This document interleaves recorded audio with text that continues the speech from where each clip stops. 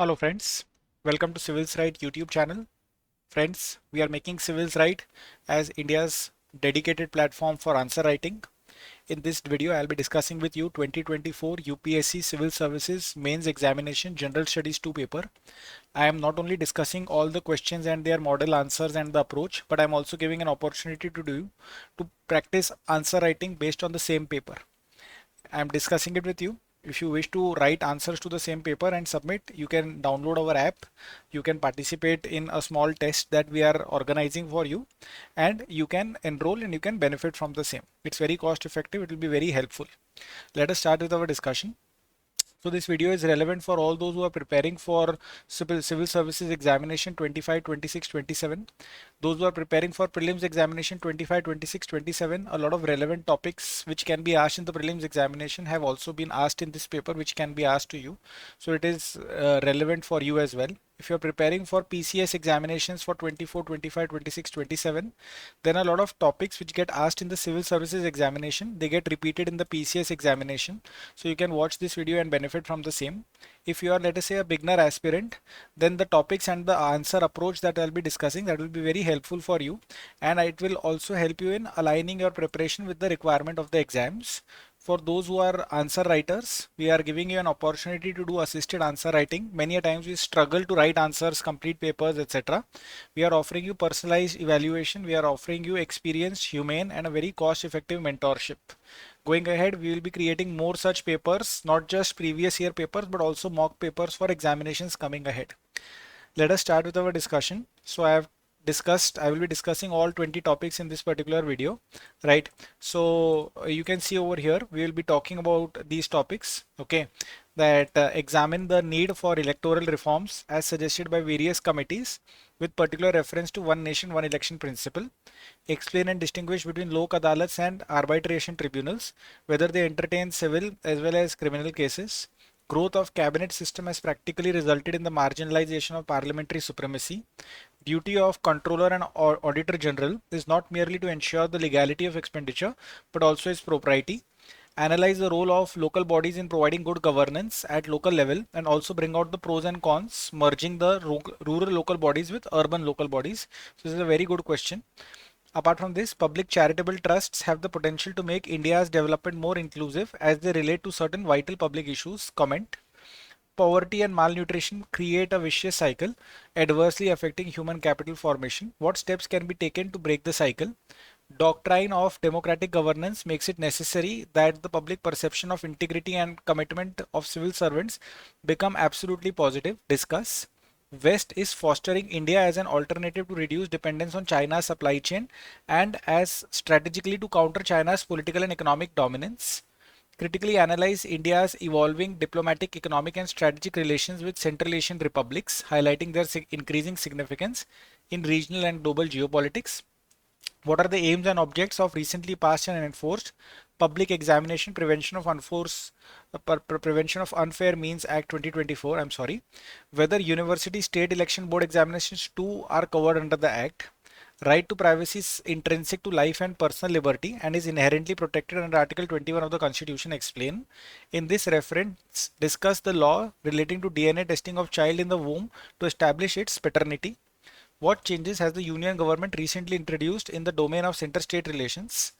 Explain the reasons for the growth of public interest litigation in India. As a result of it, has the Indian Supreme Court emerged as world's most powerful judiciary? Discuss India as a secular state and compare with secular principles of the US Constitution. Difficult question. Citizens Charter has been a landmark initiative in ensuring citizen-centric administration, but it is yet to reach its full potential. Identify the factors hindering the realization of its promise and suggest measures to overcome the same. In a crucial domain like public healthcare system, the Indian state should play a vital role to contain adverse impacts of marketization of the system. Suggest measures through which state can enhance the reach of public healthcare at the grassroots level. E-governance is not just about routine application of digital technology in service delivery processes. It is as much about multifarious interactions for ensuring transparency and accountability. In this context, evaluate the role of interactive service model of e-governance. Terrorism has become a significant threat to global peace and security. Evaluate the effectiveness of United Nations Security Council's Counter-Terrorism Committee and its associated bodies in addressing and mitigating this threat at the international level. And finally, discuss the geopolitical and geostrategic importance of Maldives for India with a focus on global trade and energy flows. Further, also discuss how this relationship affect India's maritime security and regional stability amidst international competition. These are the 20 questions that were asked in GS2 paper of 2024 UPSC Civil Services Mains Examination. As you can see that the quality of questions is pretty good. It's not impossible paper. A lot of questions are coming from familiar topics. A lot of questions are coming from bouncer topics. We will help you in understanding approach and answer for each and every question. It's up to you whether you want to do answer writing practice or not. Ultimately अगर आप answer writing practice करेंगे तो ये आप exam के अंदर मचाएंगे. आप भी जानते हैं, मैं भी जानता हूँ. It's up to you, right. Let us start. तो पहला क्वेश्चन है हमारे सामने. Examine the need for electoral reforms as suggested by various committees, particular reference to one nation one election principle. अब ये क्वेश्चन जो है बहुत ही टाइमली क्वेश्चन पूछा गया है. जैसे ही one nation one election principle से रिलेटेड प्रेसिडेंट रामनाथ कोविंद की रिपोर्ट आई थी, बस उसी दौरान जो है यूपीएससी ने ये क्वेश्चन भी पूछ लिया. तो शायद यूपीएससी को मालूम था कि रिपोर्ट आने वाली है और उन्होंने प्रीएम्प्टिवली ये क्वेश्चन को पहले ही पूछ लिया, राइट. सो सी, आपको ये पहले तो एक्नॉलेज करना पड़ेगा कि जो हमारा इलेक्टोरल सिस्टम है या जो हमारा डेमोक्रेटिक एक्सरसाइज है, इट फेसेस मल्टीपल चैलेंजेस. जैसे बार बार में इलेक्शंस होना वो अपने आप में एक चैलेंज है कि अब कभी स्टेट गवर्नमेंट के इलेक्शन है, कभी किसी स्टेट गवर्नमेंट के इलेक्शंस है, कभी we have central government elections, कभी we have local body elections. Excessive expenditure done by various political parties is also a problem. There are various other electoral malpractices as well, such as bribing the voters and so on and so forth, right. So various committees at various different points of time, they have examined these issues and they have given recommendations as to how can we improve the electoral process. और जो one nation one election है वो इसी direction के अंदर एक principle है, right. That through one nation one election what we want to do is that we want to synchronise elections for Lok Sabha and state legislative assemblies. तो इससे क्या होगा कि जो नंबर ऑफ इलेक्शंस है दैट विल कम डाउन. जो आपकी electoral cycle है वो सिंक्रोनाइज हो जाएगी, वो क्लीन अप हो जाएगी, सिस्टमेटाइज हो जाएगी. एंड जो बार बार में जो गैप्स आते हैं because of application of model code of conduct, because of election announcement and associated rallies जो कि हमारे टॉप लीडर्स करते हैं, तो गवर्नेंस के अंदर जो ध्यान भटक जाता है वो ध्यान कम भटकेगा. And you will be able to focus more on governance rather than focusing on elections every 6 months, right. So that's what we need to discuss over here. Now why do we need electoral reforms in India? We need electoral reforms in India to curb malpractices, to curb criminalization of politics. तो जो criminalization of politics है, यानी कि जो presence of criminal elements amongst lawmakers है, presence of criminal elements in the electoral cycle जो है, ये एक persistent issue है. कई सारे कैंडिडेट्स का क्रिमिनल रिकॉर्ड रहता है जो इलेक्शंस कंडक्ट करते हैं, कंटेस्ट करते हैं. If you go by ADR report 2019, 43% Lok Sabha MPs they had declared criminal cases against them. Vohra committee 1993 ने इस इशू को हाईलाइट करा था and they said that there is a nexus between criminals, politicians and bureaucrats and सख्त कदम उठाने चाहिए, strict measures लेने चाहिए so that we can decriminalise politics. ऐसा वोरा कमिटी ने आपको 1993 में कहा था. We need to undertake reforms so that electoral expenditure and corruption related issues can be tackled, right. So जो high electoral expenditure होता है कैंडिडेट्स द्वारा, पार्टीज द्वारा, फिर बाद में वही करप्शन की जड़ बनता है. बिकॉज जो आपने ब्लैक मनी यूज करा है इलेक्शन के जीतने के लिए, उसको आप रिकवर करने की कोशिश करोगे while you are in the ruling seat, in the ruling position, right. So ECI ने कहा political parties spent nearly 60,000 crores during the 2019 general elections. Not all of it is black money, but this is significant amount of money जो कि elections पे spend हो रहा है.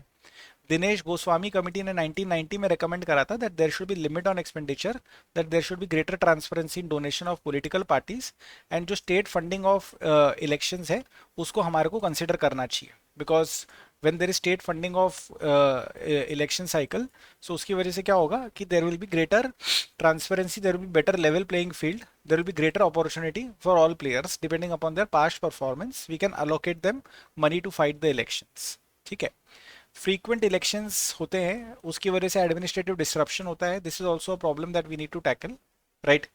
So why do we have frequent elections? Like I explained to you कि every state every 4 months 5 months के अंदर there will be election. Like for example, as I am recording the video, so Jharkhand and Maharashtra are going into elections and Haryana and Jammu and Kashmir के election results have been announced, right? So just as I'm recording the video, one cycle of election is getting over and another cycle of election is starting. So that causes significant administrative disruption and so on and so forth, right?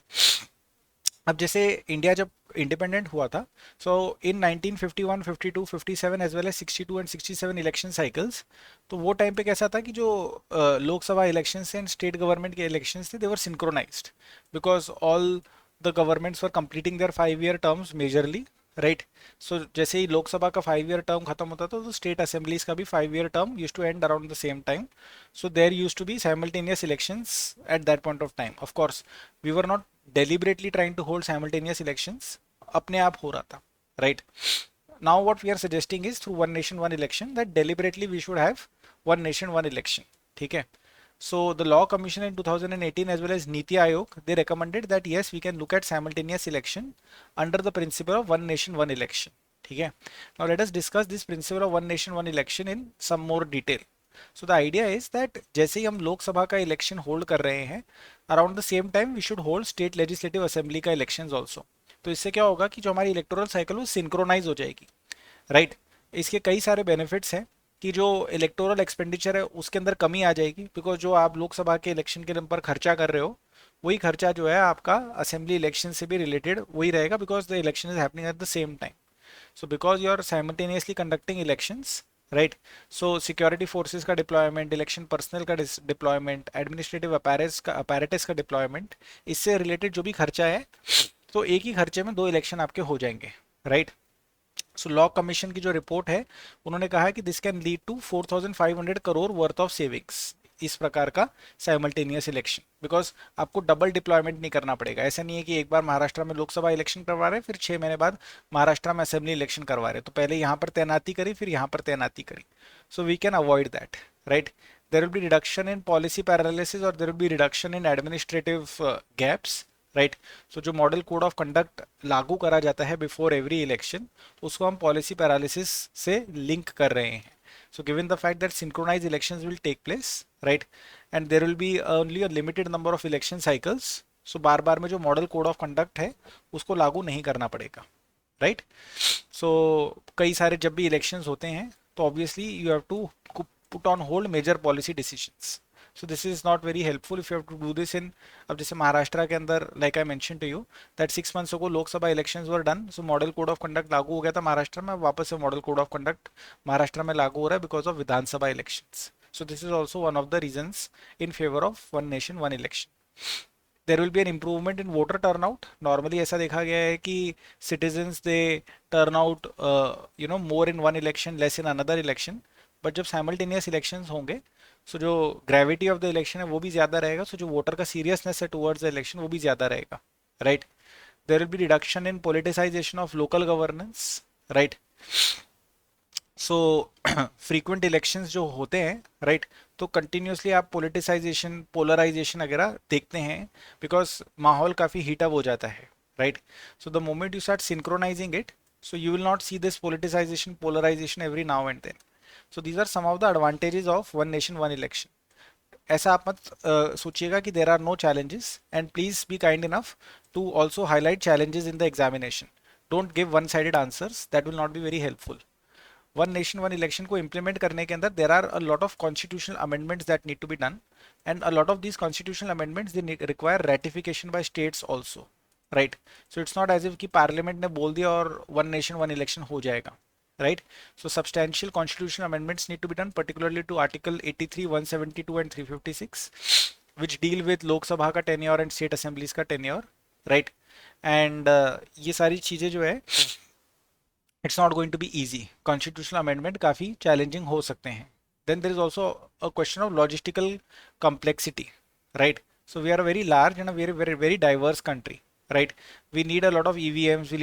We need a lot of security forces, right?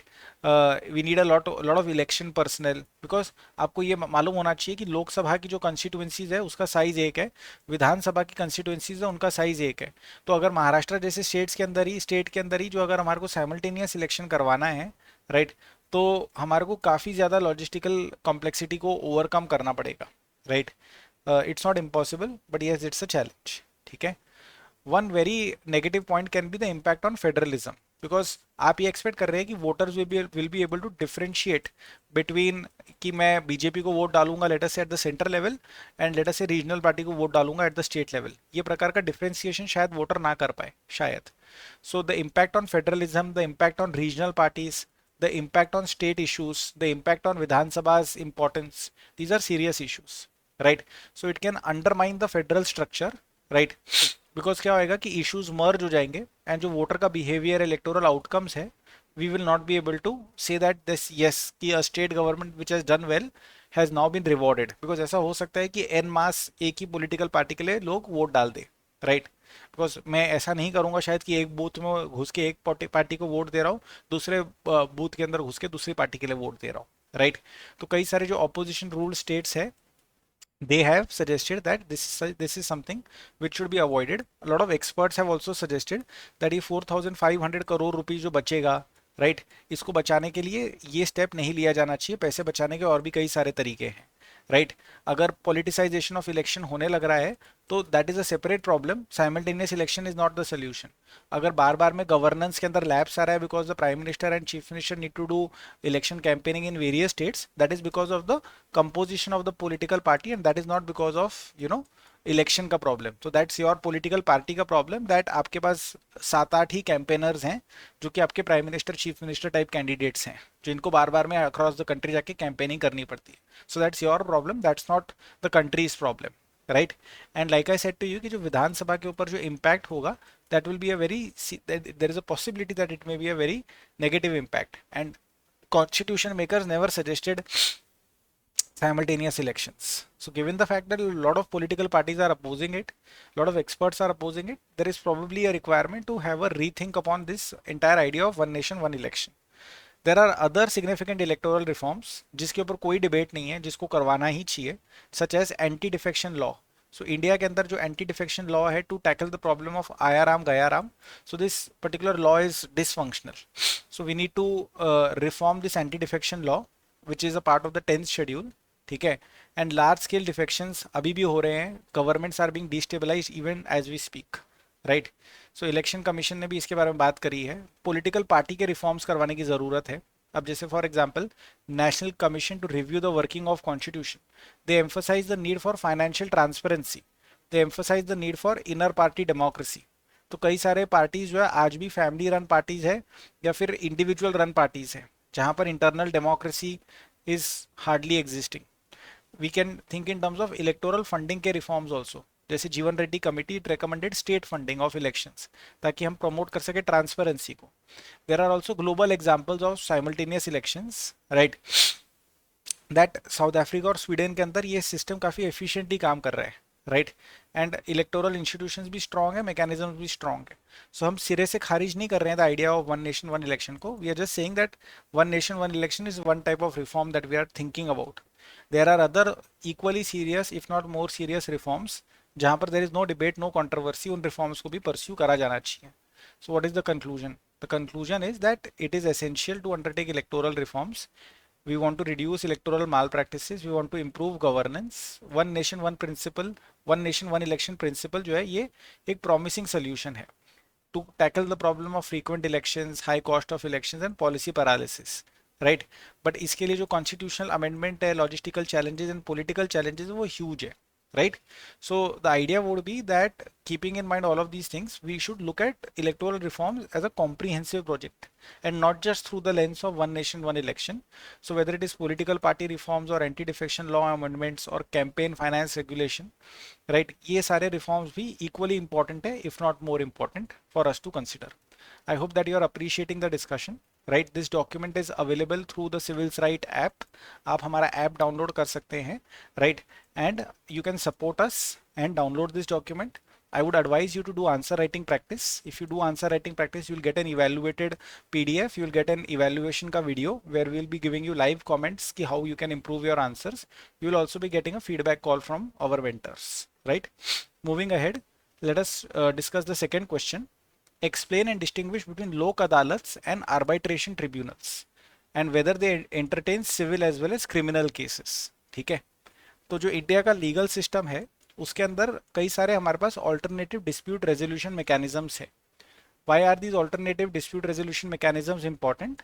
Because जो हमारे conventional courts है, high courts हो गया, district courts हो गया, etcetera, उनका burden ये लोग रिड्यूस कर देते हैं. These alternative dispute resolution mechanisms, they reduce the burden of our traditional judicial system.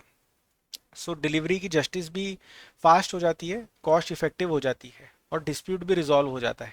तो आप देख रहे हैं कि एक तीर से तीन शिकार हो जाते हैं, right? So the idea over here is that let us first discuss लोक अदालत्स. ठीक है, तो लोक अदालत का इंग्लिश में मीनिंग होता है पीपल्स कोर्ट. ठीक है, तो एक स्टैट्यूटरी फोरम है, because we created this legal services authorities act 1987, right? उसके through we establish the Lok adalats so that we can settle disputes through conciliation and compromise rather than costly litigation. Let us go for conciliation and compromise, because when you do costly litigation which is time taking, relations खराब हो जाते हैं, right? A lot of problems are there in the society, but if we can do conciliation and compromise, then that is helpful, right? So these lok adalats can be organized by SALSA, that is State Legal Service Authority, or District Legal Service Authority. And जो लोक अदालत है, they help us in giving speedy and affordable justice through conciliation and compromise, right?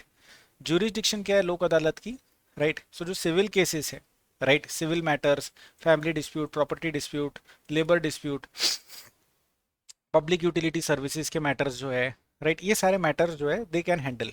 Matrimonial disputes except divorce, land disputes, right, bank recovery, ये सब लोक अदालत handle कर सकता है.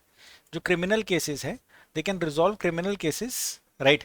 So compoundable offenses, they include minor criminal cases. जो छोटे मोटे criminal cases है, उनको लोक अदालत हैंडल कर सकता है. ट्रैफिक वायोलेशन हुआ, पेटी थेफ्ट हुआ, फैमिली डिस्प्यूट हुआ, राइट? तो ये वाले मैटर्स को भी ये हैंडल कर सकते हैं. प्लीज नोट कि माइनर ऑफेंसेस को हैंडल कर सकता है. ठीक है, तो की फीचर्स क्या है लोक अदालत की? That these are first of all voluntary platforms. ठीक है, the parties who are disputing, they have to voluntarily agree that yes we will participate in this dispute, right? Binding रहता है इनका award, it is binding on all parties, and it is considered, जो भी judgment आता है it is considered as a decree of a civil court, यानी कि civil court के जजमेंट के ऑलमोस्ट बराबर इसका जजमेंट माना जाता है. कोई अपील नहीं है, इस there is no provision whatsoever that you can appeal against the decision of Lok Adalat, right? And कोई कोर्ट फीस वगैरह भी नहीं है, right? So again it becomes affordable and accessible. ठीक है, तो this is basic information regarding Lok Adalat. आप चाहो तो इसके अंदर और वैल्यू एडिशन कर सकते हो from your side, but at least इतनी इन्फॉर्मेशन आपको मालूम होनी चाहिए. ठीक है, बात करते हैं आर्बिट्रेशन काउंसिल्स के बारे में. ठीक है, so the arbitration tribunal, they are private adjudicatory bodies. ठीक है, we had establish these bodies through arbitration and conciliation act of 1996, और हम आर्बिट्रेशन जो है के थ्रू डिस्प्यूट्स रिजॉल्व करवा रहे हैं. So this is a formal process where disputing parties they agree to submit their issues to an arbitrator. ठीक है, अब ये जो arbitration का जो procedure है, which I mentioned is something which is being dealt by private adjudicatory bodies, right? So commercial disputes, contractual matters, international trade disputes के अंदर जो है हम इसको use कर सकते हैं. What is the jurisdiction of arbitral tribunals, right? So primarily with civil matters, contract हुआ, trade हुआ, commerce हुआ, business transactions हुआ, right? So for example breach of contract, real estate transactions, corporate disputes, they can be handled via arbitration tribunals, and they do not have jurisdiction to entertain criminal cases. So criminal cases are outside the scope of arbitration. ठीक है, because they involve a question of public law. वहां पर punitive measures required रह सकते हैं, जो भी अपराधी है, दोषी है, उसके खिलाफ. So arbitration tribunal cannot participate in that. So what are the key features of arbitration tribunal? Contractual basis, that arbitration is based on pre-existing agreement, right? To resolve disputes through arbitration rather than litigation. तो ये जरूरी है, right? कि they both the parties they have an agreement that yes we'll go through arbitration. Neutral arbitrator को जो mutual consent है उसके साथ इसे अपॉइंट करा जाएगा, right? It will be private and confidential.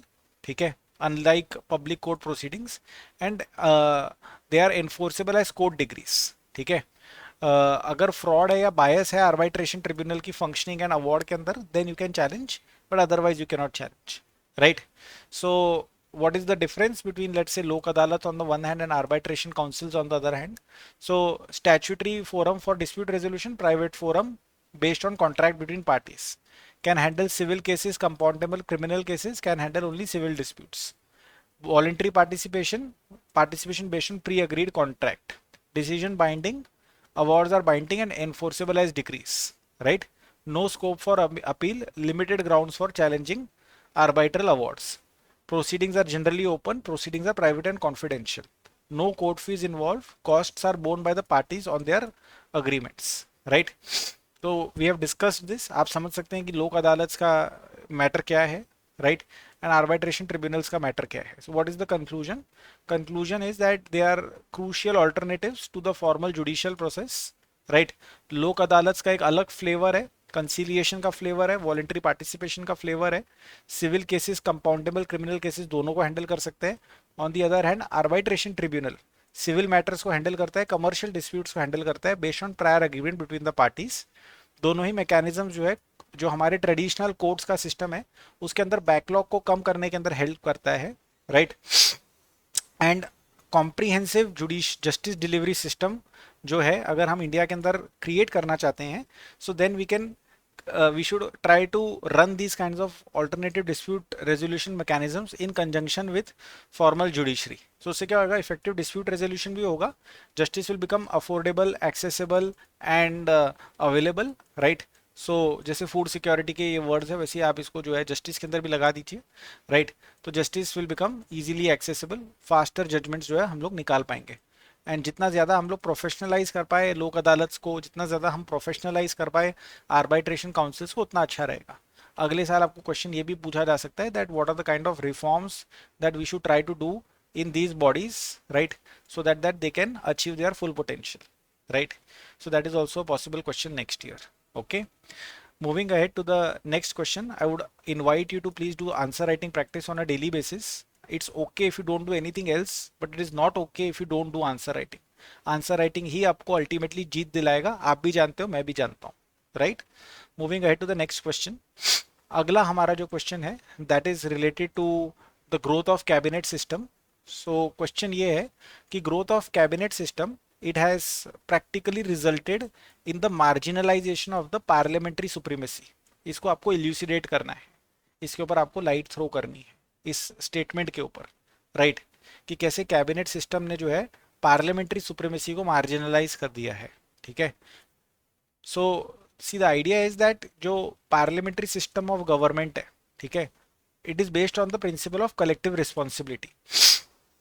तो collective responsibility of the executive and the legislature, right, towards the governance, towards the running of the entire constitutional mechanism in the country, right.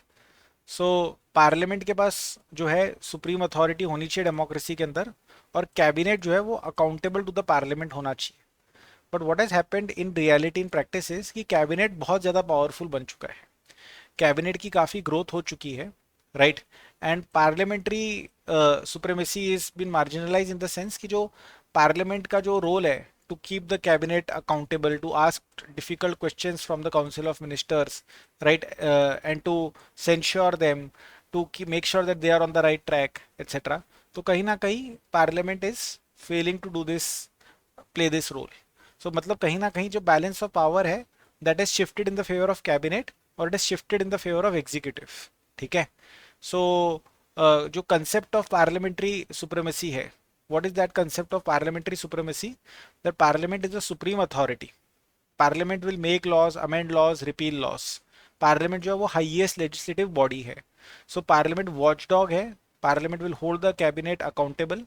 Parliament will ask questions, scrutinize the government actions through debates, question hours and motions, right. That is the concept of parliamentary supremacy.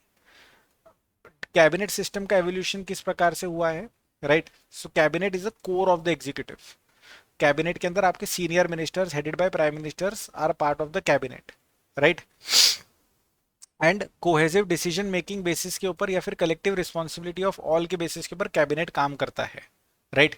Now, over a period of time, what has happened is that cabinet comprising of prime minister, it has started exercising very rigid, firm, total and complete control over government policy, over the functioning of the parliament, right. तो कहीं ना कहीं जो prime minister का role है, right, वो काफ़ी ज़्यादा स्ट्रॉन्ग हो चुका है. सो प्राइम मिनिस्टर वो suppose to be first amongst equals, but अब Prime Minister apparently is having a lot of power over executive as well as legislative agenda, right? तो ये हो गया रोल ऑफ कैबिनेट या फिर एवोल्यूशन ऑफ कैबिनेट सिस्टम, ठीक है। अब what is why is it that we are saying कि पार्लियामेंट्री सुप्रीमेसी जो है वो मार्जिनलाइज हो चुकी है because of the cabinet, right? Why are we saying that? तो उसके दो तीन कारण है। सबसे पहला कारण है concentration of power in the executive, right? तो कहीं ना कहीं कैबिनेट की डोमिनेंस चल रही है।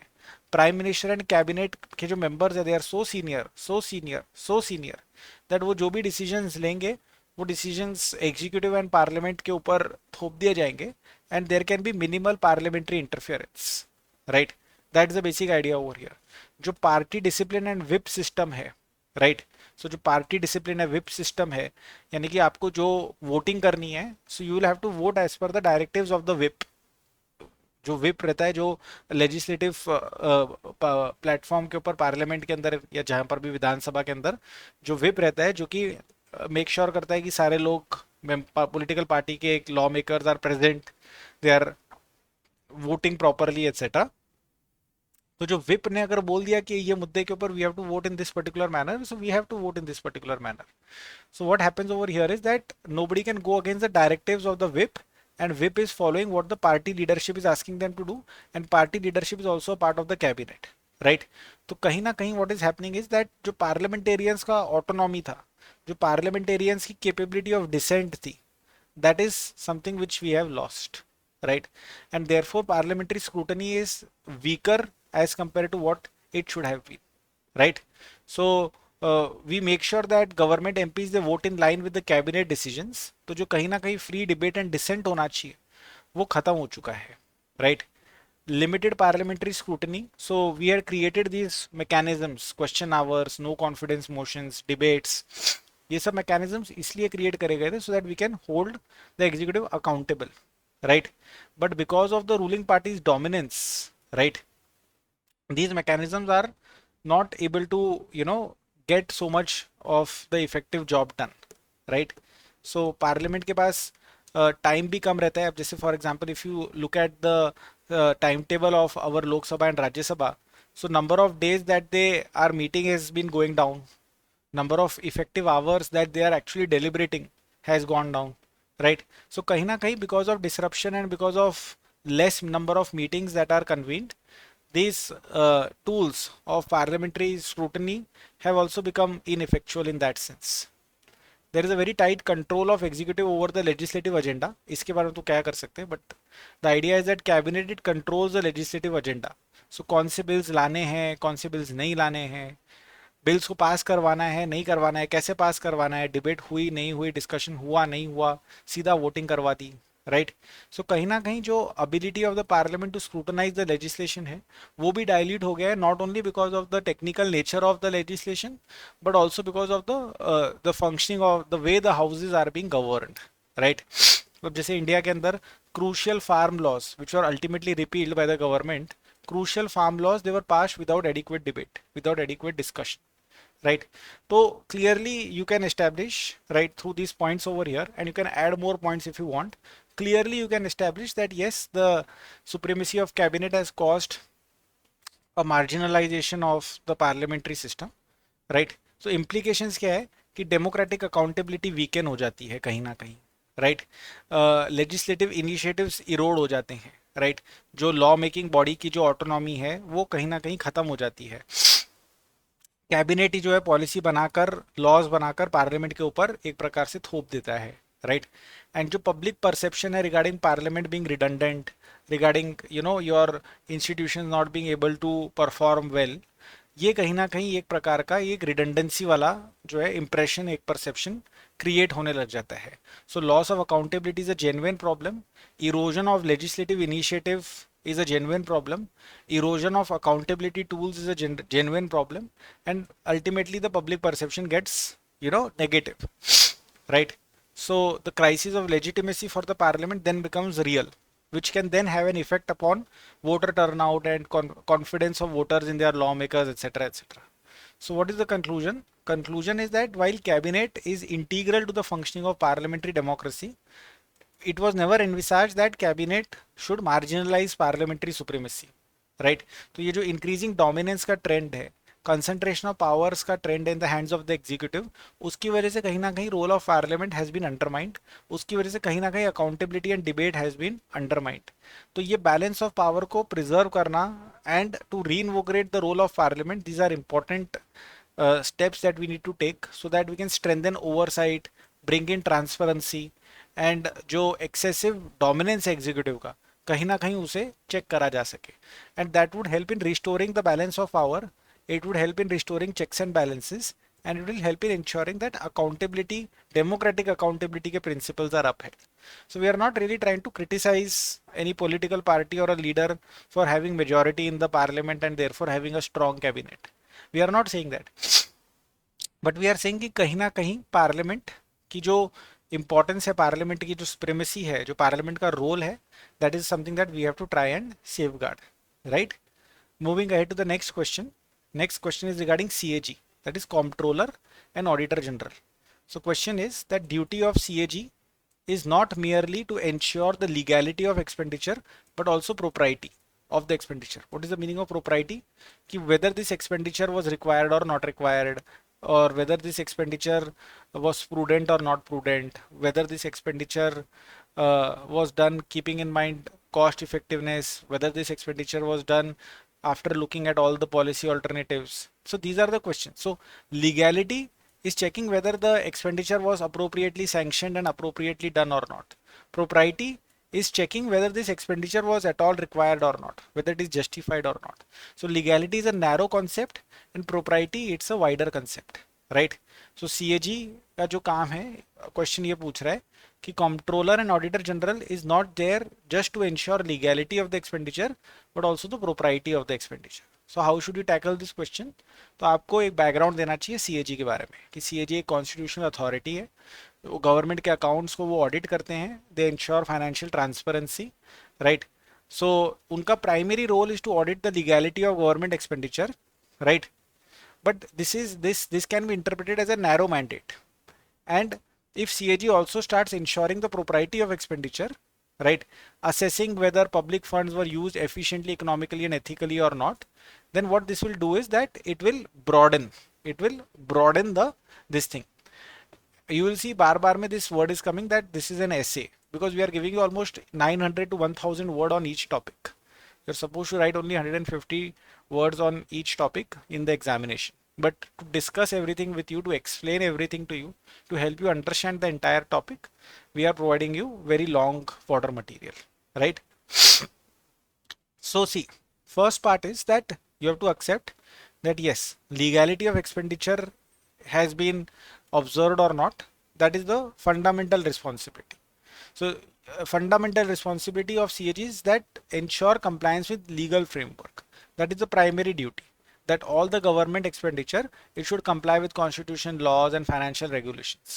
It should be sanctioned by law. It should be authorized by the relevant legislative body. That is the primary function, ensuring compliance with legal framework.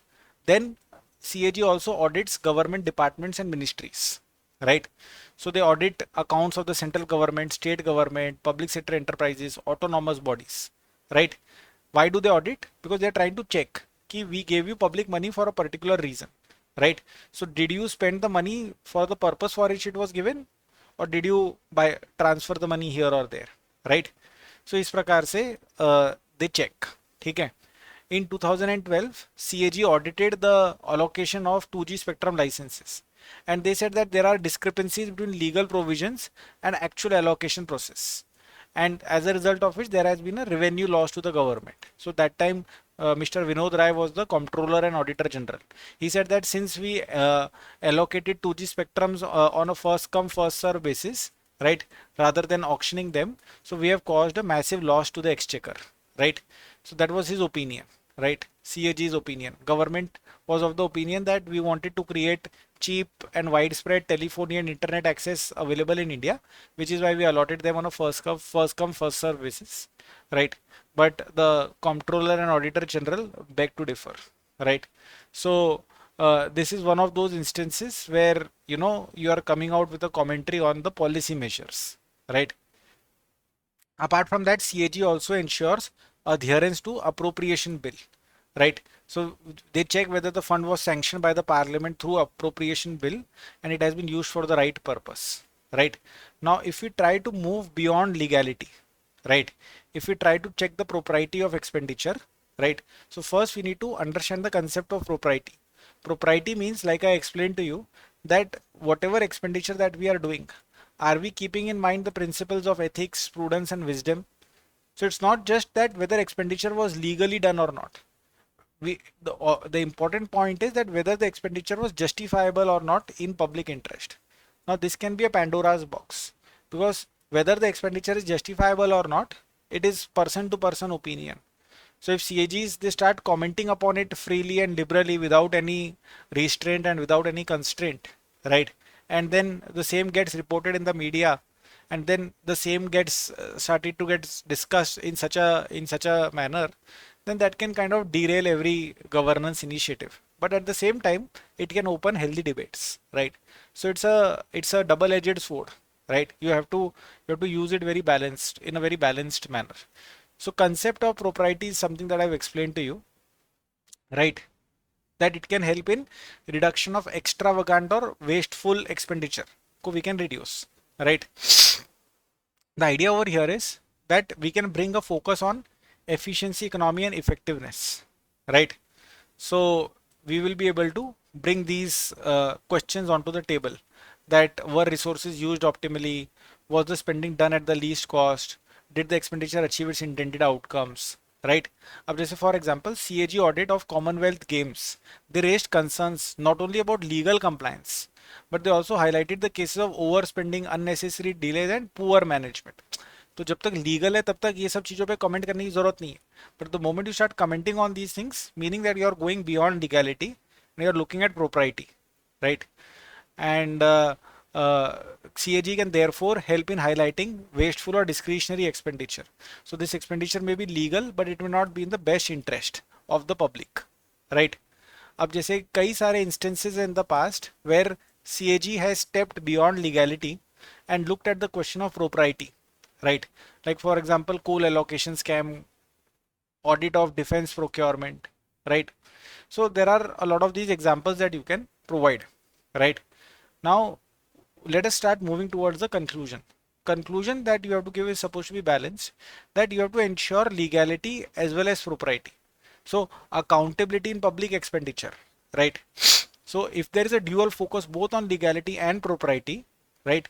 So the idea is that you will not only ensure that legislators, they are following the letter of the law, but you'll also ensure that legislators are holding themselves financially accountable to a independent body, right? And we can, like I mentioned earlier, that if we take this step, we will be able to reduce the wastage of public funds. We will be able to enhance public confidence. We'll be able to enhance public trust in governance, right? And we'll be able to improve governance as well. Better fiscal practices can be promoted, and parliamentary scrutiny can also be strengthened because of the kind of propriety audit that CAG does, right? Again, the idea over here is that you have to balance it out, right? There are enough number of parliamentary committees such as public accounts committee is there, and there are various departmental standing committees, right? So there are various mechanisms already in place, right? There is entire vibrant vigilant media, there are NGOs, there is Right to Information Act, right? There are public portals which have now been created to ensure that there aren't unnecessary delays, etc., etc. So there are other mechanisms as well. So do we want CAG to really go into the aspect of propriety? So I have given you the one side of the coin over here, right? So if you say that the role of CAG should not be confined only to checking the legality but also propriety, because that will bring in efficiency, economy and ethicality in this thing. So this dual function will enhance transparency and accountability, right? It will bring about vigilance on both these aspects, and it will reinforce good governance, right? And CAG can play a pivotal role in ensuring that public funds are not only spent in accordance with law but also for the benefit of the people. But I would again like to highlight over here that there is a requirement, at least in this particular answer, to moderate your stand a little bit, right? Because if the CAG goes down this particular track and the CAG is not aligned with the government's vision, which is absolutely fine, But if CAG using their office starts commenting upon the propriety of government's decisions of elected representatives of the people, then that can create, some set of rancor or some sort of divergence or confusion, right? So just try to balance this particular answer out, right? Based on whatever we have discussed, I have given you one side of the coin. Just try to balance it out over here a little bit, right? Moving ahead to the next question, and this is a very beautiful question, right? It's a very beautiful discussion that I'll be doing with you. We have to analyze the role of local bodies in providing good governance at local level, and we also have to discuss the pros and cons of merging rural local bodies with urban local bodies. This is the question that we will be discussing, right?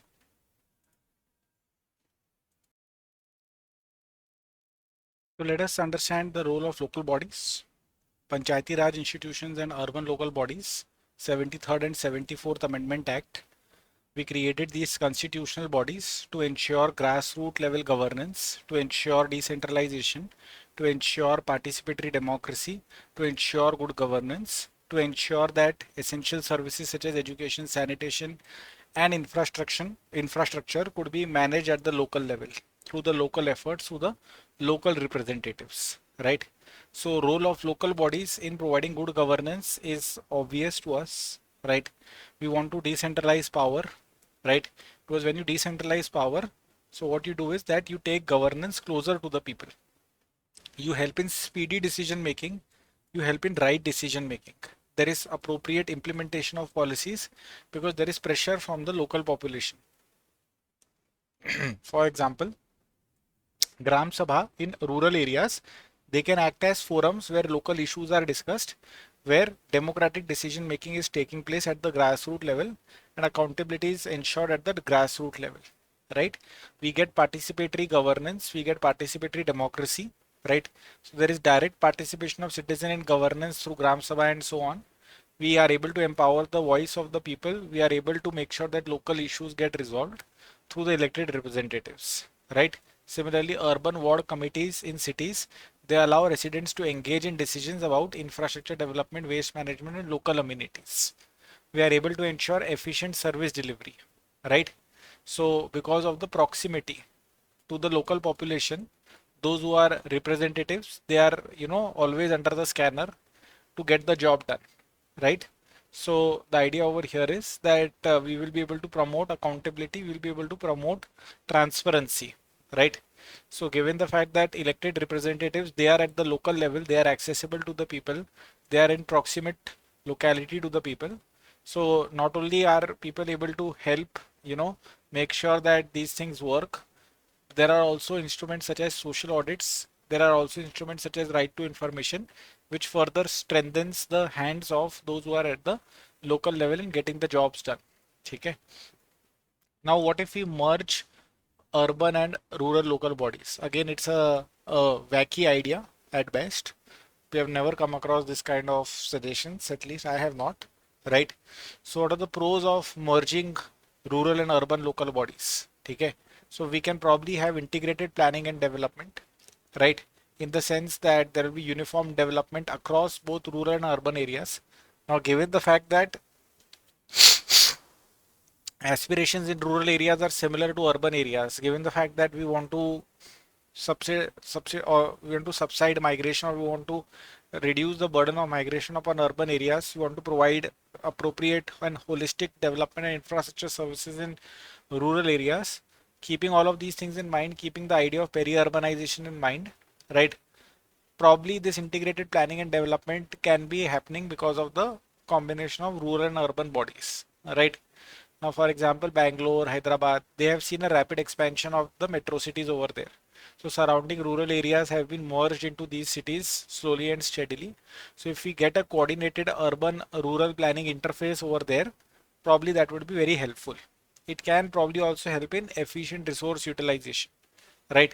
So if you have a merged local body, you can pool the resources, whether it is human resource, financial resource, technical resource, right? And you can ensure better utilization.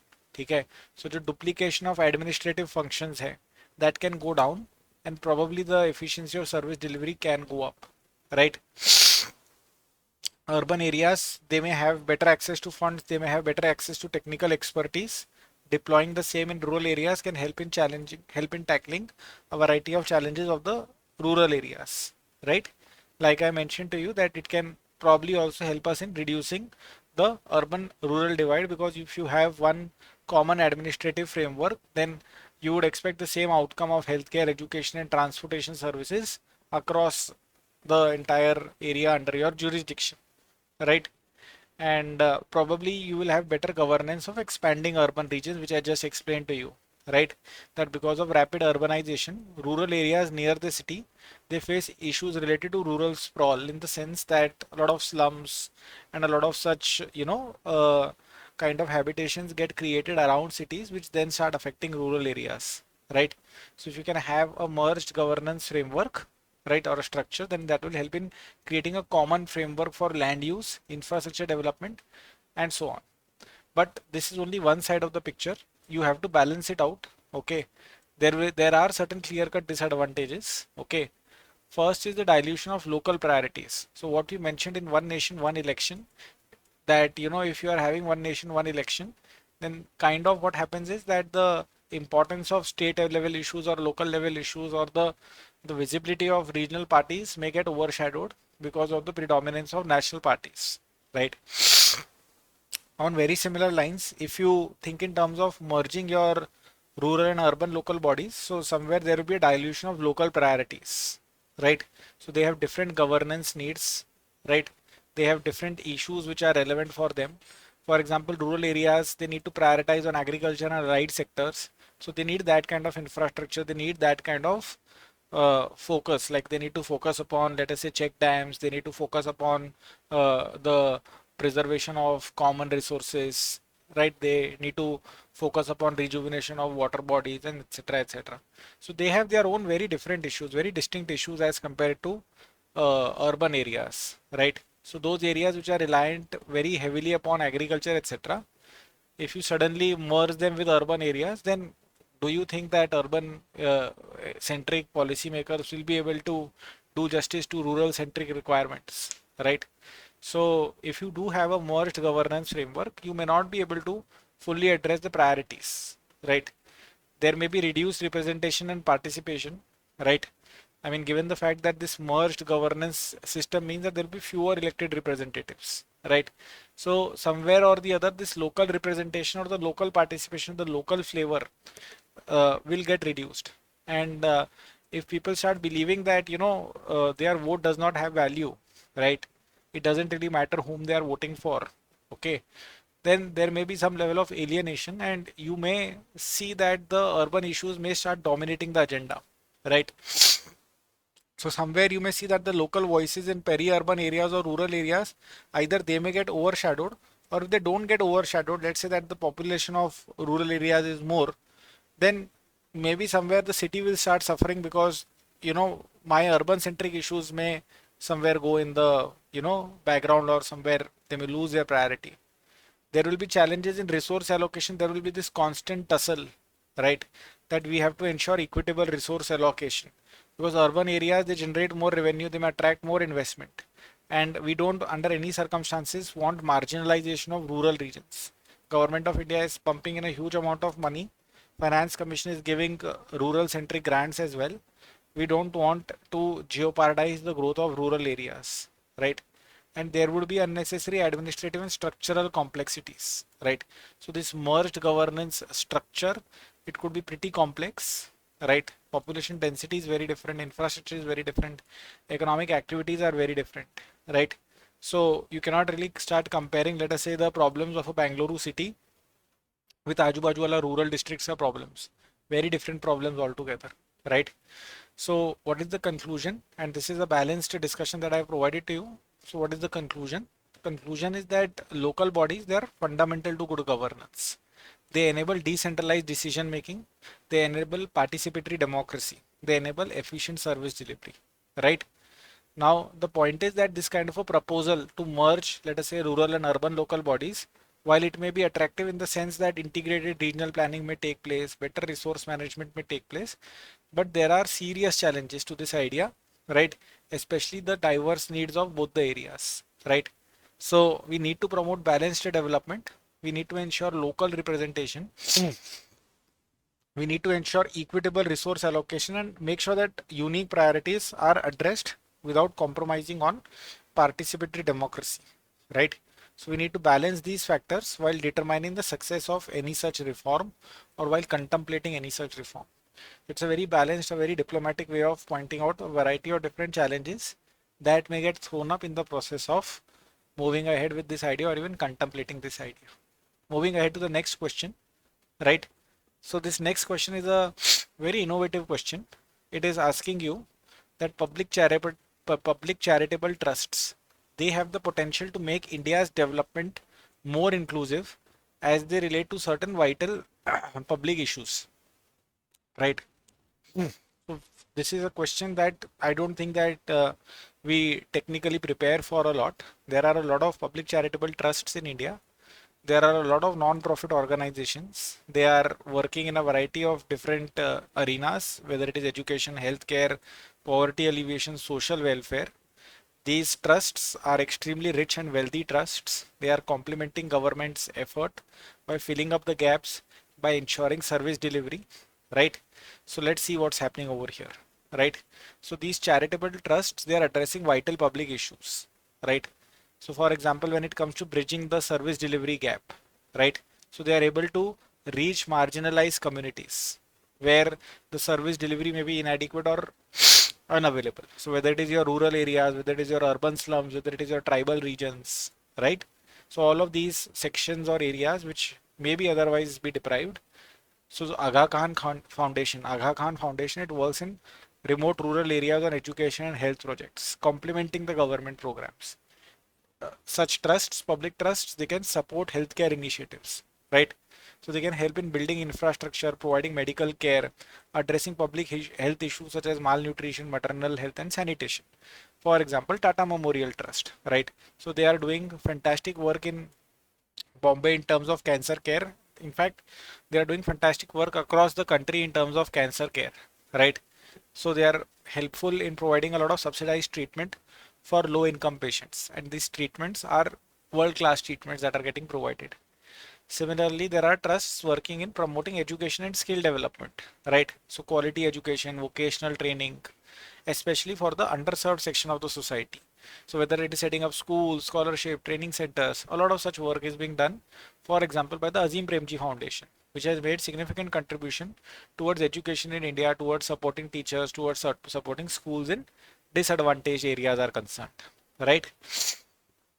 A lot of these trusts are also functioning in the arena of environmental sustainability as well as livelihoods. For example, your MS Swaminathan Research Foundation, it is focusing on sustainable agriculture. It is focusing on biodiversity conservation, even while trying to improve rural livelihood, right? So having given so many examples of so many different trusts working in so many different areas, what is the potential of these charitable trusts in making development more inclusive? That is something that we need to elaborate upon, right? So they can, ensure flexibility in, in addressing diverse needs, right? So they can innovate, right? They can experiment, they can adapt, right? And they can respond fairly quickly, right? Like for example, Sir Ratan Tata Trust, they helped during COVID-19 pandemic by mobilizing resources, providing food, medical supplies, financial aid to affected communities, right? So in that sense, the kind of flexibility, innovativeness, and responsiveness that they have, that is fantastic. They can mobilize a lot of private resources for public goods, because if I as an individual don't know how to donate, don't know how to help, but I trust some of these trusts, I believe in some of these trusts, then I can put my money over there, right? So these charitable trusts, they can dip into private funds, philanthropic donations, right? And they can ensure that development reaches underfunded areas as well.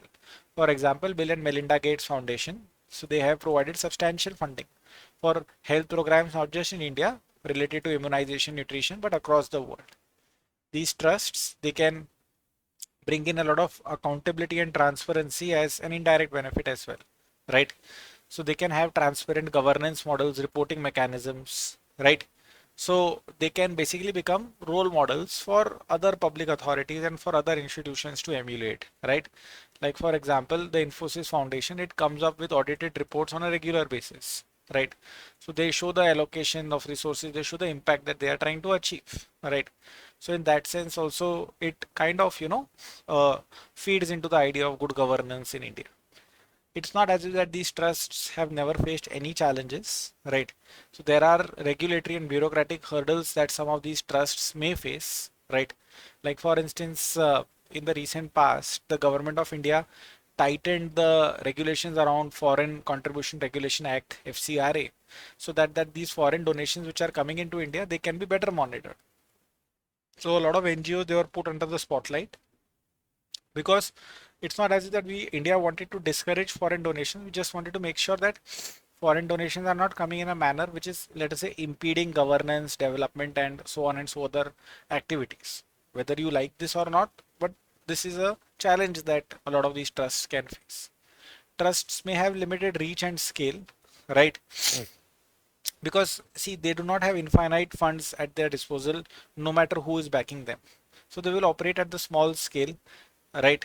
So in terms of their impact, right, in terms of, let's say, eradicating poverty or ensuring healthcare for all, so they may not be able to achieve all of it. So there are niche areas where they can operate, good challenges that they can solve, intractable problems that they can resolve, but they are not going to be population scale solutions, right?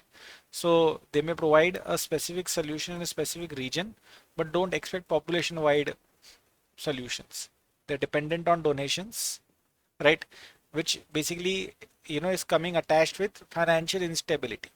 I mean, except for Tata Trusts, which is pouring in significant amount of profits from various Tata companies into philanthropic activities, every other trust would probably have this problem or the other at some point of time or the other, right? Given the fact that they can play an important role and given the fact that they are facing certain challenges, these trusts, right? So what could be the strategies for enhancing the role of these public charitable trusts in inclusive development? So a very similar question was asked in GS1 in this paper in this year. So they had asked this question that what is the complementarity or what is the role that government, private sector and NGOs, let's say, can play in achieving whatever needs to be achieved, right? So in that light, keeping that spirit in mind that they can all complement each other. So similarly, we can say that public-private partnership can be forged, right? So if the government and these public charitable trusts can come together, can leverage resources, expertise, etc., that will be really helpful, right? Like for instance, Pradhan Mantri Jan Arogya Yojana, which is basically a part of Ayushman Bharat. So it provides private trusts, it involves private trusts in providing medical services, etc. There can be capacity building, right? So your local charitable trusts, they can be helped in via fundraising, via project management, via impact assessment, right? So we can work together jointly. We can always join forces because government keeps complaining about lack of manpower, lack of resources, too many challenges, etc., etc. So if there can be a productive partnership between the trusts on the one hand and the government on the other hand, there is always a scope for getting a lot of things done, right? And we can always have a more conducive regulatory framework while we don't want funding to come in from those who are going to stoke communalism, separatism, polarization, and all those kinds of nefarious tendencies within society. We don't want that kind of money, but definitely simplifying regulatory processes, creating an enabling environment for these trusts to function, that would always be helpful because ultimately these trusts can reach out to the underdeveloped regions. We don't want any kind of religious convergence and all those kinds of activities taking place in our country, right? So to a certain extent, yes, relaxing the FCRA rules, providing some kind of tax incentives can help give a fillip to social developmental projects, can help to ensure private participation, but this is something that we have to do in a very careful and a very balanced manner, right? So I'm sure that you are appreciating the role that these trusts can play, the role that they have played, the challenges that they face, and how we can overcome those challenges. What are the benefits of these trusts? So I'm sure that you'll be able to mention that when it comes to ensuring inclusive development, when it comes to taking care of niche localized problems related to healthcare, education, sustainable livelihoods, etc., these trusts can transparently play a very important role. They can mobilize public resources, actors, expertise, and can help.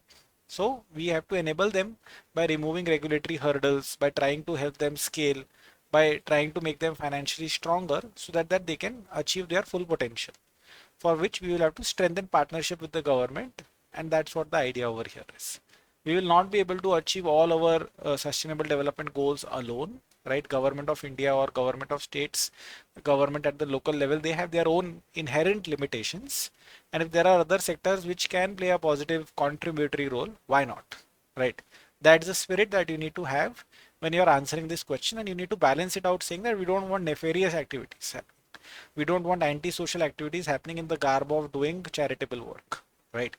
There is no harm in saying that, right? That kind of balances your entire narrative. Okay. Moving ahead to the next question. Every year by default, there is usually a question on poverty and malnutrition, right? So poverty and malnutrition, it creates a vicious cycle adversely affecting human capital formation. What steps can be taken to break the cycle, right? So this is a fairly straightforward question, right? So the idea over here is that yes, definitely there is a vicious cycle, because see, human resource is a child which is, let's say, born. That child, when educated, when provided nutrition, when provided good health, when provided good skills, when provided relevant opportunities, starts working and starts producing something for the economy in terms of goods, services, private sector, public sector, NGO, whatever, then that human resource gets converted into human capital. That human capital starts working for the society, working for the economy, right? So if I'm born in poverty, I don't have education, don't have nutrition, don't have healthcare, don't have skills, and therefore don't have access to opportunities, what will I contribute in terms of production? Nothing, right? So that's why this is a vicious cycle, that poverty and malnutrition के अंदर father was born, struggled, children of that father will also be born into poverty and malnutrition, will struggle, right? So we need to break this vicious cycle, right? So it's okay if my father was born into poverty and malnutrition and that problematic scenario, but the government needs to step in and do a couple of things so that the children of these parents are not born into poverty and malnutrition, right? Because otherwise this human resource will keep getting wasted, right? So you have to highlight that malnutrition, it affects your cognitive abilities, your productivity, right? It affects your grades, your education outcomes, it affects your mental and bodily strength and so on, right? And poverty, it limits access to nutrition, education, healthcare, right? So kul milake poverty and malnutrition together, they have a significantly negative impact on human capital formation. So the link is something that you can explain, that yes, poverty, malnutrition, it affects physical and cognitive development, right? You must mention these words such as impacting, negative impact on brain development, cognitive skills, physical growth, stunting, and so on, which will eventually lead to low productivity and low economic participation, because your energy levels are low, you are frequently ill, your productivity is down, right? So, and so on and so forth, right? Limiting access to education, right? So children don't complete schooling, or even if they do complete schooling, they don't complete higher education. So as a result of which, what happens is that many a times they have to drop out of schools to help out their parents, help out their siblings. So as a result of which, somewhere or the other, skill development as well as educational attainment suffers pretty badly. You should give the examples of these reports which have been mentioned over here, because they will be important value addition pointers which will tell the examiner that you are updated about what's happening in your neighborhood, right? So what are the steps that can be taken to break the cycle once you've explained that yes, there is a problem, that yes, that this is a vicious cycle? Once you've explained this systematically, logically, then you need to identify steps to break this cycle. So we can improve access to nutritional support, right? Like for example, integrated child development services or Poshan Abhiyan.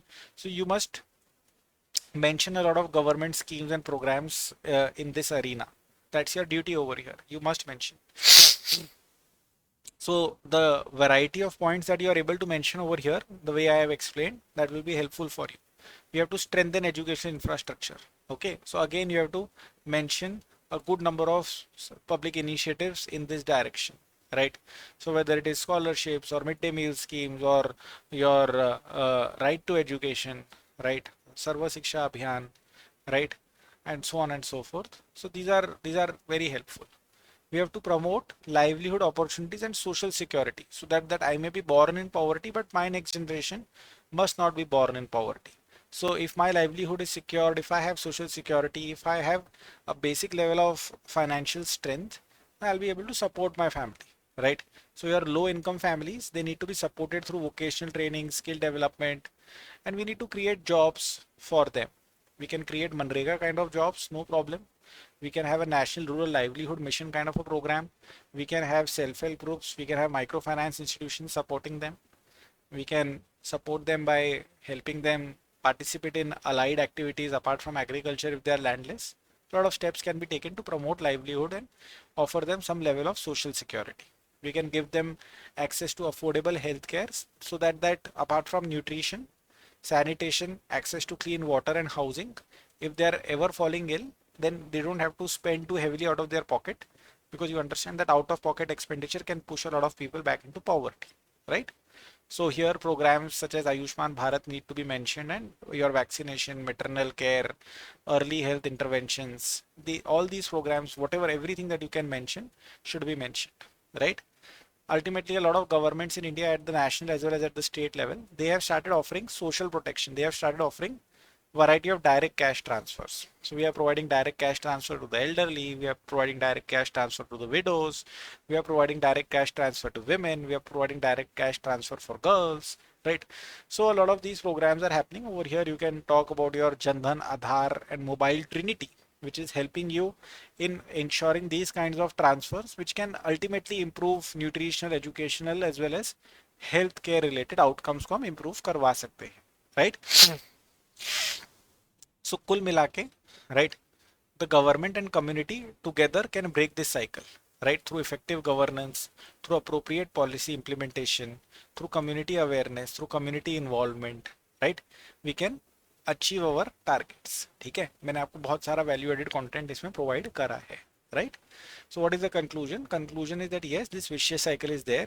Yes, there is a problem that if this poverty and malnutrition things continue, then human resource will be wasted, human potential will be wasted, and inclusive development will not be achieved. Therefore, we need to take a multi-pronged approach. We need to tackle nutrition, tackle education, tackle healthcare, tackle livelihood, tackle social protection, right? And for this, we have launched a good number of schemes, and we need to properly implement those schemes in a targeted manner, in a monitorable manner, so that we are able to achieve the end goals that we are setting out to achieve. That is what you have to be able to highlight over here, right? Moving ahead to the next question, right? Next question is talking about the doctrine of democratic governance, right? So this doctrine of democratic governance, it makes it necessary that public perception of integrity and commitment of civil servants become absolutely positive. जो लोगों का perception है, जो लोगों का image है, लोगों के दिमाग में जो इमेज है regarding integrity, regarding commitment of civil servants, that should be positive, right? That is the doctrine of democratic governance का ये एक फंडामेंटल पार्ट है, right? So let us discuss this particular answer. All right, let us discuss the doctrine of democratic governance. So this particular doctrine, it is emphasizing that government functions should be transparent, should be accountable, and should be representative to the people, right? So people mostly are interacting with civil servants more than anything else, right? So if you want this doctrine of democratic governance, which emphasizes that it should be transparent, accountable, and representative, so your civil servants have to be the embodiment of integrity and commitment. They have to display this in every action, in every form, right? So the idea over here is that if we want democracy to thrive, to survive, if we want the public perception of civil services has to be positive, right? It has to engender trust. It has to engender legitimacy, right? So role of civil servants in democratic governance, right? So civil servants, I'm sure you are appreciating that they are the executive arm of the government. They are the ones who translate policies into action. They are the ones who implement, right? So when it comes to implementation of laws, policies, program, healthcare, education, public infrastructure development, these are all things which are executed by civil servants. So if you want success of Swachh Bharat Abhiyan, if you want success of Ayushman Bharat, it completely depends upon the efficiency and dedication of the civil servants who are implementing the same. If you want that rule of law be upheld, if you want that accountability be upheld, right? So it is ultimately the civil servants who are enforcing regulations, right? So that's the idea over here. So landmark schemes, whether it is Manrega scheme or any other scheme where significant amount of public finance is handled by civil servants, whether it is disbursement of wages under Manrega, preventing corruption under Manrega, right? So all of these things are completely up to the civil servants. They are the ones who are acting as a bridge between governments and citizens, right? So these civil servants, they serve as an interface between the government and the public. They directly affect citizens' perception of governance. If they are seen as efficient, transparent, honest, right, then that will be seriously helpful, right? What are the challenges to public perception? Why is it that public perception about civil servants' integrity is not positive? Because of the kind of corruption and malpractices indulged in by a variety of civil servants. Not all civil servants are corrupt. Not everybody indulges in malpractices, but the few that do are more than sufficient to tarnish the image of the entire bureaucracy, right? So these corruption scandals, they are very unhelpful. So the idea of bribery, nepotism, misuse of public funds, uski वजह से there is a lot of public mistrust, right? Here you can try to cite the corruption perception index ka findings regarding India that will act as a serious value addition.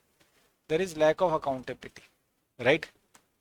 So many a times civil servants, they act under political influence. It's very difficult to hold them accountable, right?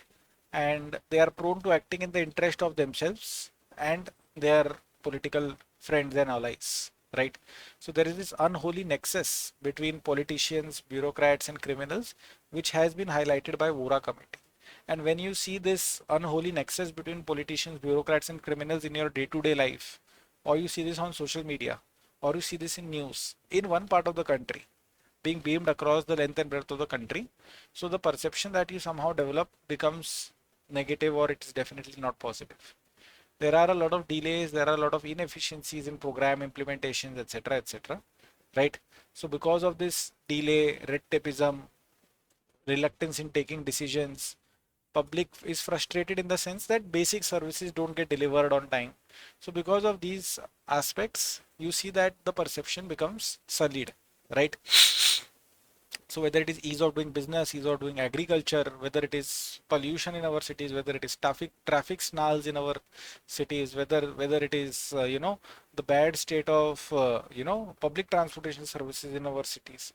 So overall, the quality of livelihood, the ease of doing business, all of these things can directly or indirectly impact the impression that we have. If our quality of life is improving, by default we will believe that the government is doing a good job, and that depends upon public goods and services. If our quality of life is not improving, by default we will have this impression then that something is wrong. What is wrong?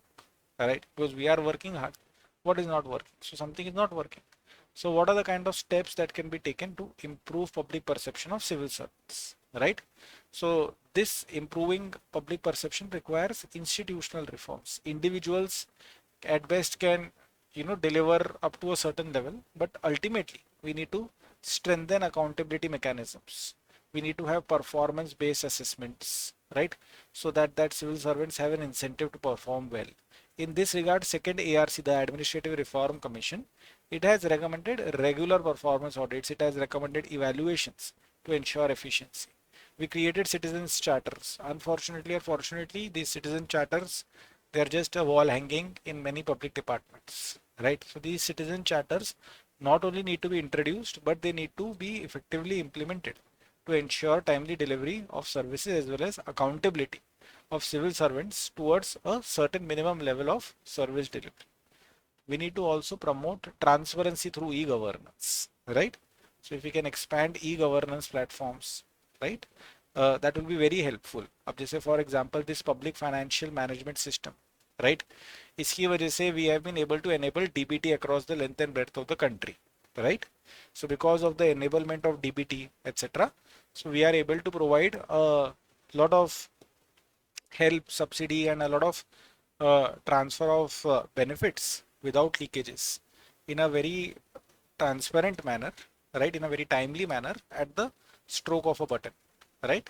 So because of this increasing emphasis on e-governance, there is a significant improvement in outcomes.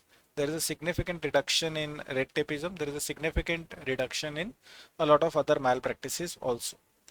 Training and capacity building is also very important, in which regard Labasna can play a very important role.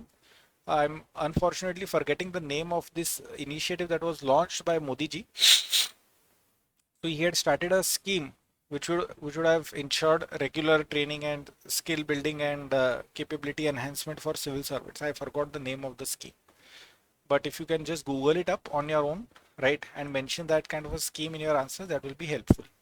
Similarly, we can strengthen the whistleblower protection, right? That if there are whistleblowers within civil services who report corruption and malpractices of colleagues, seniors, and juniors, right? So that will help in strengthening public's trust, because if you see actions being taken against naughty civil servants regularly, then that will be very helpful. In that regard, Whistleblowers Protection Act 2014 should be very, very helpful, right? Apart from this, principle of integrity in civil services, right? So that is also very important. Okay, personal integrity, professional ethics, institutional integrity, all of these things are very important. So moving to the conclusion that you have to highlight, right, is that doctrine of democratic governance, right, stands or depends very critically upon the integrity and commitment of civil servants, right?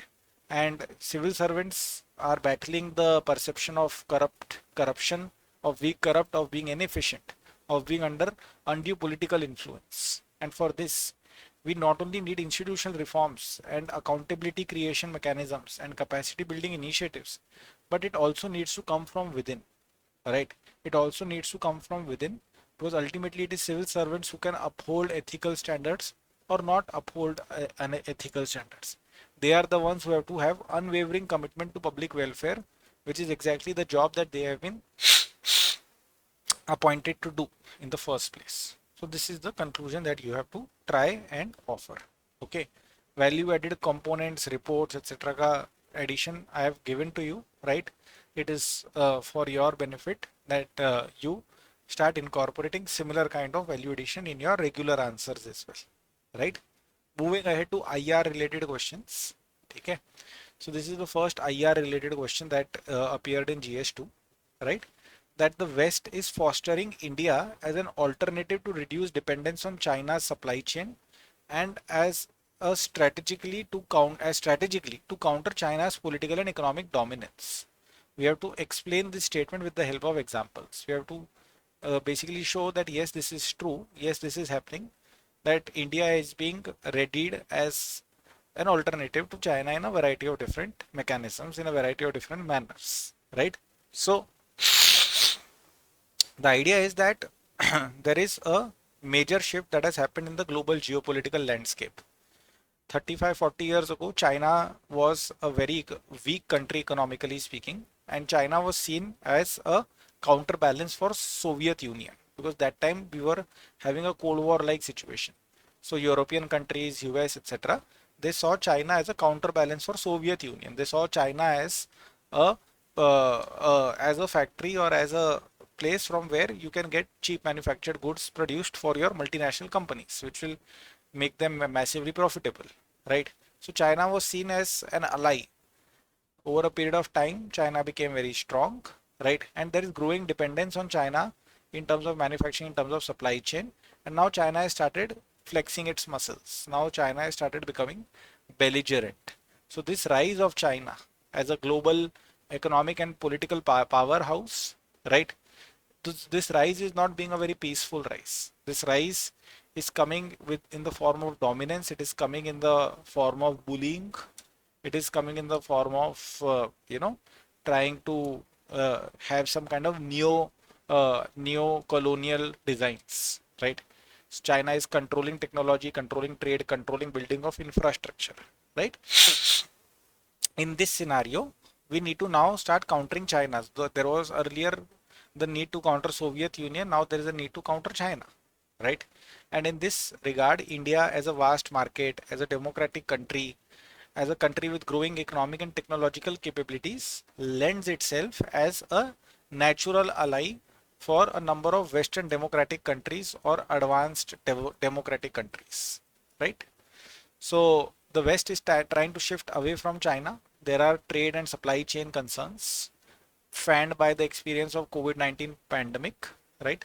So the extremely severe lockdown in China that disrupted the manufacturing capabilities and supply chains across the world.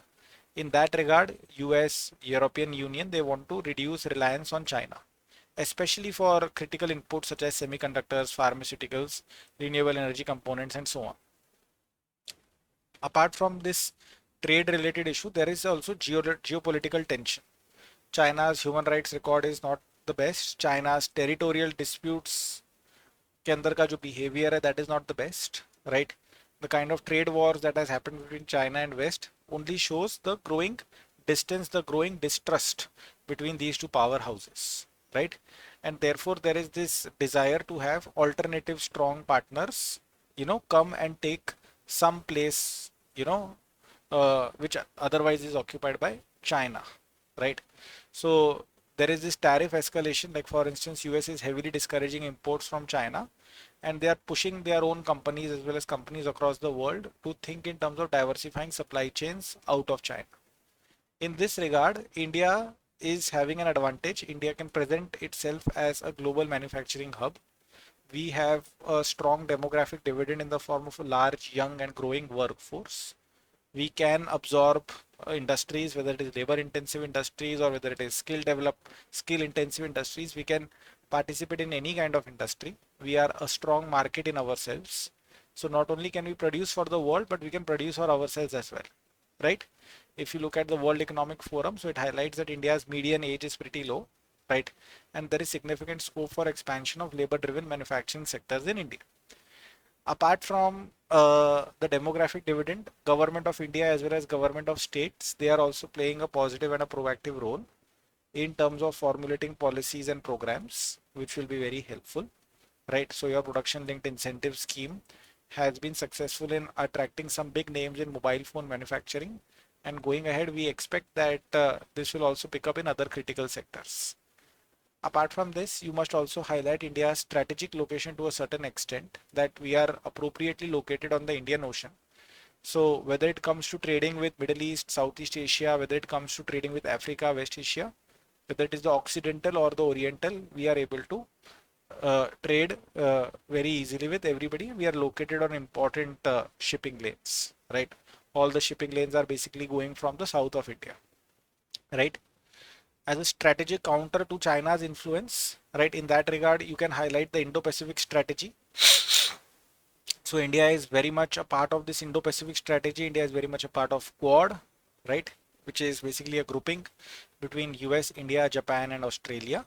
So in that regard, India is very much a part of the strategic counter. We are having extremely strong defense partnerships with at least United States of America. Japan is also an ally of US. Australia is also an ally of US. Directly or indirectly, we are also going to be having decent relationships with them as well, right? So when it comes to modernization of our defense forces, when it comes to indigenous manufacturing in India of defense equipments, whether it is doing joint military drills with these countries, we are doing it all, right? So whether it is COMCASA, BECA, LEMOA, a variety of defense partnership agreements have been signed between India and US, which allow for greater military cooperation, which allows for intelligence sharing, which allows for defense technology transfers, right? Apart from this, there is a strong economic and technological collaboration that is also happening, right? So whether it is 5G or whether it is clean energy or whether it is artificial intelligence, whether it is European Union or whether it is United States of America, we are having strong partnerships, right? So while the effort is in the right direction, that in terms of diversification of supply chains, in terms of strategic alternatives, effort is in the right direction, but there are significant challenges as well, right? In positioning India as an alternative to China, right? For instance, there are significant infrastructural bottlenecks within India, right? So there is issue regarding our transportation, power supply, red tapeism and bureaucracy. So as a result of which, it's not going to be easy for India to emulate the productivity and the efficiency that Chinese have, right? Because of the infrastructural constraints, because of the bottlenecks, right? Similarly, our skill development is not up to the mark. There is significant skill gap. A lot of our workforce has hardly ever been formally trained in terms of vocational skills. Now, when you are looking at advanced manufacturing, when you are looking at sectors such as electronics and so on, you require core skills, you require deep levels of skills, and you can't just copy paste those deep levels of skills, right? So that's the idea over here. Competition is also coming from other countries. It's not as if that China plus one automatically means that India will benefit. China plus one strategy means that Vietnam is also attracting a lot of investment that is coming out of China, right? Similarly, Mexico and Bangladesh are also snapping on our heels as an attractive alternative to China, because Mexico is close to US, right? There are a lot of Eastern European countries which are close to the European market. So all these different geographies present different alternative attractions, which are definitely strong competition for India to consider, right? So yes, definitely you can say that West's strategic focus on India as an alternative to China's dominance, right? It is grounded in economic and geopolitical consideration, right? India has a vast workforce. India has a strategic location. India has a growing industrial base, right? And we do have the potential to become a global manufacturing hub, but at the same time, right, we need to do a lot more in terms of infrastructure development, skill development, right? We need appropriate reforms and partnerships, and with that, hopefully we can emerge as an alternative to China in terms of manufacturing and in terms of an strategic ally for the Western countries as well, right? So this is my question done. Another question that I would like to discuss with you, right, is this one, that critically analyze India's evolving diplomatic, economic, and strategic relations with Central Asian republics. Herein, we need to highlight the increasing significance of this region in India's calculations in the global geopolitics. So, when you speak about the Central Asian republics, you have to first introduce the Central Asian republics, which is Kazakhstan, Uzbekistan, Turkmenistan, Kyrgyzstan, as well as Tajikistan, right? So, since the dissolution of the Soviet Union in 1991, these republics have emerged as independent nations, right? Their geopolitical location is pretty important, pretty strategic. They are located on the crossroads of Eurasia, linking Asia and Europe. These are energy rich countries with good strategic importance, proximity to Afghanistan, right? Proximity to China, proximity to Russia. They can give access to Russia, they can give access to Europe, right? So yes, definitely India is trying to deepen diplomatic, economic, and strategic ties with these countries, because through them we can achieve energy security, we can trade with them, we can export to them, we can deal with terrorist threats emerging out of that region, right, for not only us but for the rest of the world as well, and also ensure connectivity with the larger Eurasian region, right? So diplomatic relations and India's Connect Central Asia policy, right? So there is growing diplomatic engagement. We have definitely strengthened over the last 10-15 years. We have definitely strengthened our diplomatic presence. So there is high level visits, regular summits, joint initiatives. So India Central Asia dialogue was established in 2019. So that on a regular basis we can exchange views. Apart from this, Modi ji visited Kazakhstan, Uzbekistan, as well as Turkmenistan, which again emphasizes and underscores India's growing importance of these regions in India's calculation, right? Apart from this, in 2012, India launched Connect Central Asia policy, emphasizing political engagement, economic cooperation, and security ties, right? So India Kyrgyzstan strategic partnership in that sense is focusing on military training, capacity building, and so on, right? There are strong economic relations that we are trying to forge for energy security and for enhancing bilateral trade, right?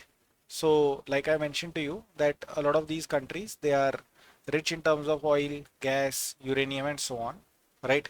So India has sought energy partnerships, particularly with Kazakhstan and particularly with Turkmenistan, right? So we definitely have this Tapi pipeline in the pipeline, right? It's difficult to bring it into reality because Pakistan should cooperate, right? But definitely we want Turkmenistan, Afghanistan, Pakistan, India gas pipeline to get created, which will help in bringing the Turkmenistani natural gas into India via Afghanistan and Pakistan, right? So, but the problem over here is that the regional instability and the kind of relationships that we enjoy with Pakistan, that is becoming a little bit of a roadblock, right? Trade and investment is also something that we want to prioritize, right? So, trade between India and these regions that is below potential simply because of limited connectivity, simply because of lack of infrastructure, right? So, yes, we are trading somewhat in pharmaceuticals, textiles, and IT, but the total trade with Central Asia is way below its potential. There is significant room for increase over here, right? So going ahead, we can definitely think in terms of exporting pharmaceutical products and so on, and explore importing mineral resources from them, right? Connectivity challenges are definitely there, for which we have tried to create this international north-south transport corridor, which will connect India to Central Asia through Iran.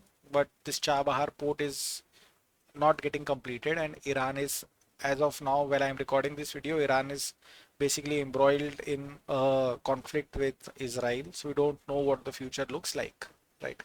So it can be very difficult because there are serious sanctions on Iran, and if India tries to have very deep bonhomie and relationship with Iran, so that is going to create a problem with other Western allies, right? Apart from this, counter-terrorism and regional security is also very important, right? So Tajikistan, it plays a strategic role in India's defense interest because of proximity to Afghanistan. Afghanistan in the past has been used by Pakistan as a base for launching attacks on India, right? So India probably has a military base in Farkhor, Tajikistan, right? So that we can participate in counter-terrorism and insurgency in the region. We need to balance influence with other powers, right? China and Russia, they also want to use Central Asia as their backyard.